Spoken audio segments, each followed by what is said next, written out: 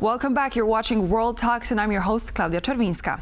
Joining us in the studio today is Kosovo's Deputy Prime Minister and Minister of Foreign Affairs, Donika Gërvalla-Schwarz, as Kosovo continues to push for broader international recognition and deeper ties with the European Union. Her role on the diplomatic front has become increasingly pivotal. We'll talk about the challenges and opportunities facing Kosovo on the global stage, the current state of regional relations, and what's next for Pristina's European path. Thank you so much for joining me on the program. It's a pleasure to have you. Thank you for having me.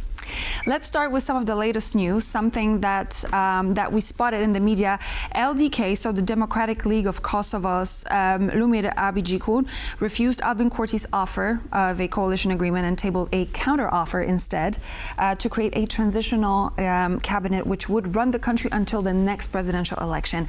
How would you comment on this proposal?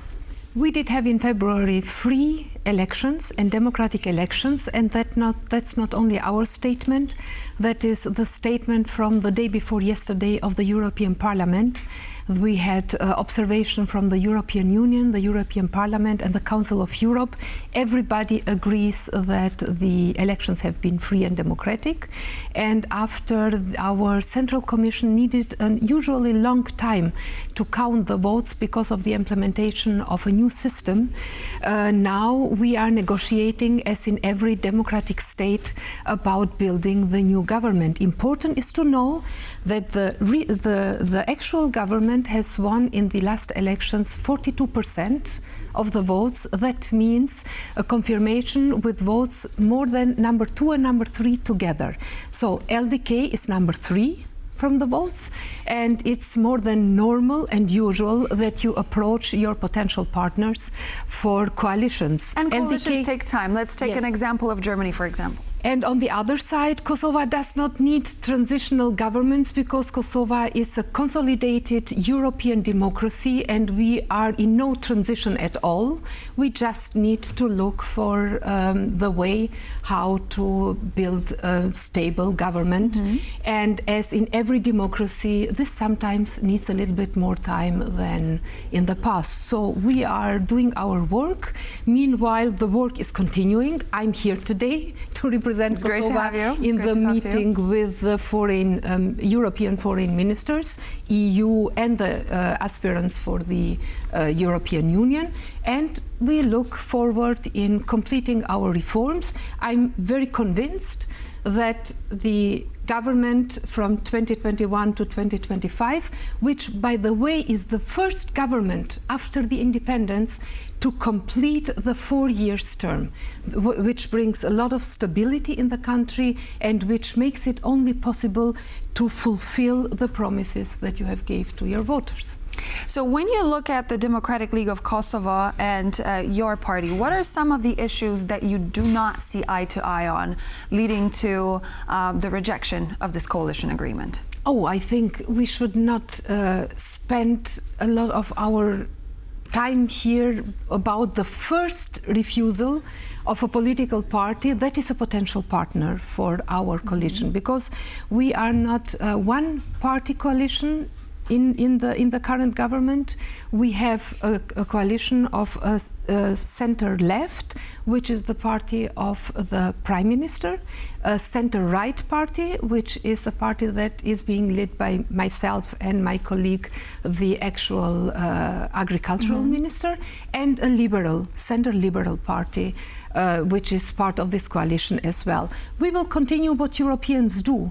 We will go with principled efforts to address with our potential partners. For us, it's clear who are not our partners, but at the end, if we do not, which is the ultima ratio, but if we cannot, we will be not able to find a way how to overcome difficulties, then we will need to ask our citizens again for the vote.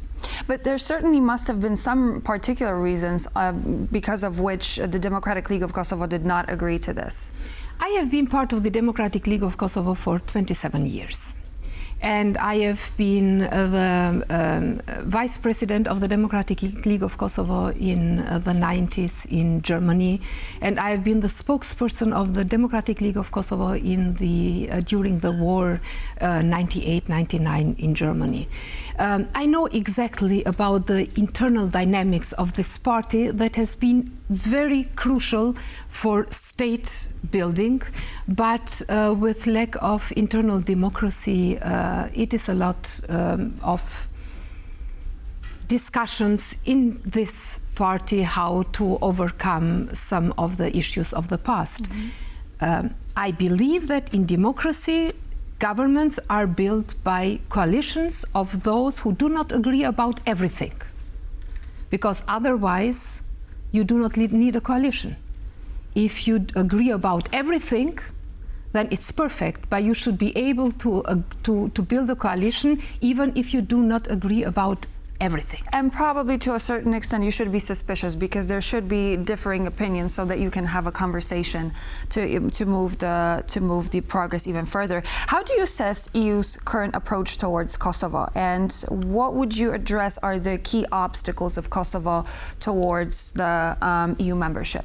First of all, let us see the huge progress that has been made. The last report of the European Parliament from the day before yesterday says that the reform progress in Kosovo has been tremendous, remarkable, and that this remarkable progress has been focused mostly on rule of law and democratic standards. And I believe this is the way: fighting corruption, fighting organized crime, aligning 100% to European Union foreign and security policy, strengthening the partnerships with our natural allies and partners, but spreading the alliances with those countries with whom we share the same values is the right way for Kosovo to go. And this has been appreciated by the people of Kosovo by more than 42%. I want to stress here one number. In November 2021, some half a year after we won the elections last time, 41% of the people of Kosovo were asked by an international poll, and 41% of the people of Kosovo said that they live in a country with rule of law. In November 2023, 80% of the citizens of Kosovo said that they live in a country with rule of law. This is important because this is instrumental and existential, should be existential for in future the EU membership. Shared values, rule of law, democracy, respecting human rights, respecting minority rights, all minority, not only ethnic minorities. So this is what Kosovo can do. But I'm aware of the new, for example, of the new coalition contract in a big country like Germany, where they say very clearly no enlargement without internal reforms in the European Union. So we need to discuss this. What does this mean for those countries like Kosovo, for example, where more than 90% of the people do want EU membership and NATO membership? So 90%? More than 90%. This is unique worldwide. You will not find a second country where more than 90% of the people do support EU and NATO membership. And you know why? Because it was NATO. It was the alliance of civilized countries who came 1999 to save our people, to stop genocide and to stop the war. And to give an example. Yeah.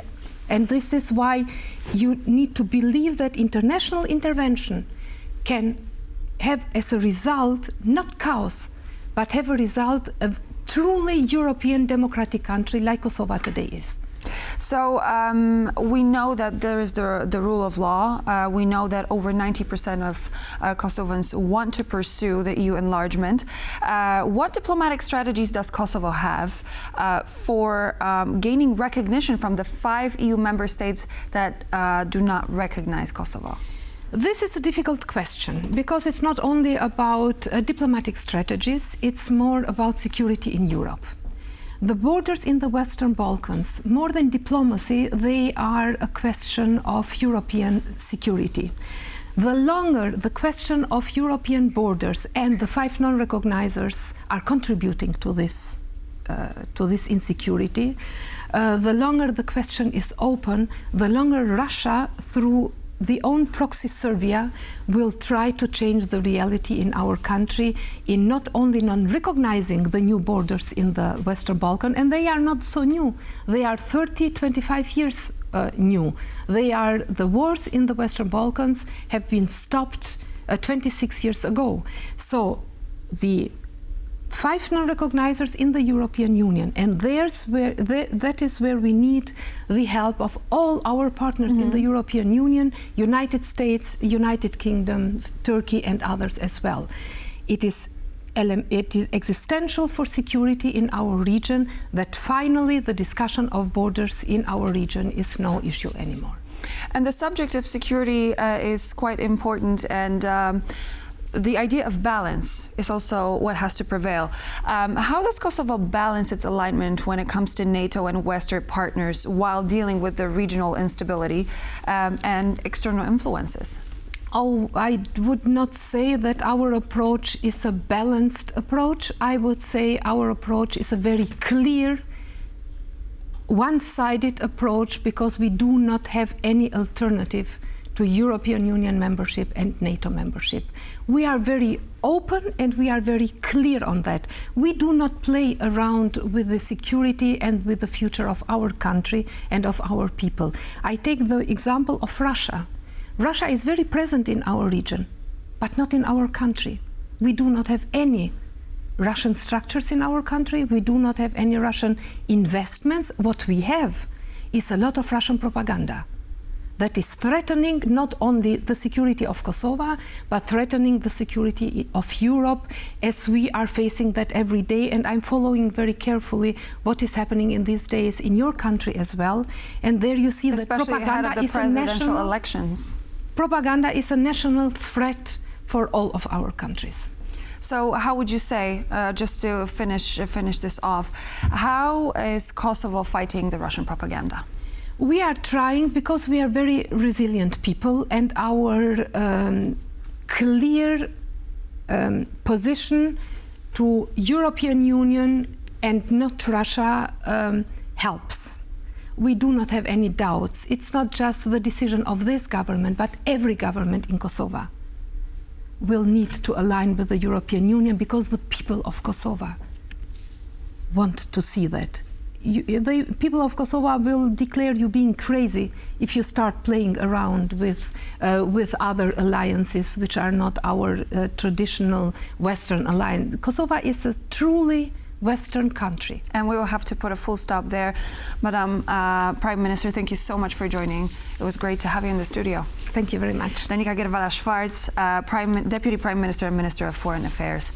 It was great to have you in the studio. Thank you. This would be all for now here on World Talks. Thank you so much for joining, and please do stay tuned. We're back in just a moment with more news, interviews, and features for you to enjoy.